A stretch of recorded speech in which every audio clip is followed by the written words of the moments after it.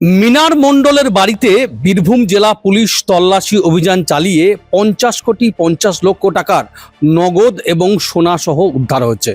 খুব স্বাভাবিকভাবেই বৃহস্পতিবার সকাল থেকে বীরভূমের পাথর ব্যবসায়ীর সম্রাট বেতাজ বাদশা যাকে বলা হচ্ছে সেই টুলু মণ্ডলের দুটি বাড়ি, একটি শিউরি, অন্যদিকে গ্রামের বাড়ি মোহাম্মদ বাজারের সোৎসাল সহ তার পার্কিং বিভিন্ন জায়গায় পুলিশ অ্যাকশন মোডে নেমেছে।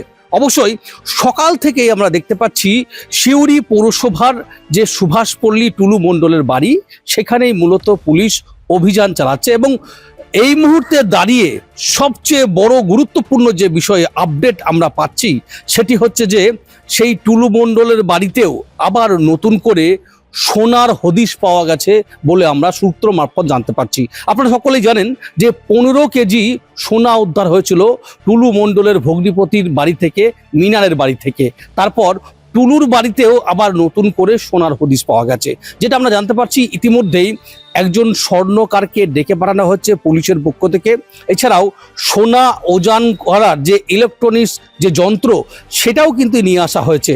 সেখানে কতটা পরিমাণ সোনা উদ্ধার হয়েছে, কি কি সোনার অলংকার পাওয়া গেছে সেটা এখনো পর্যন্ত পুলিশ ভেতরে রয়েছে এবং সেটা সার্চ করছে, অভিযান চালাচ্ছে।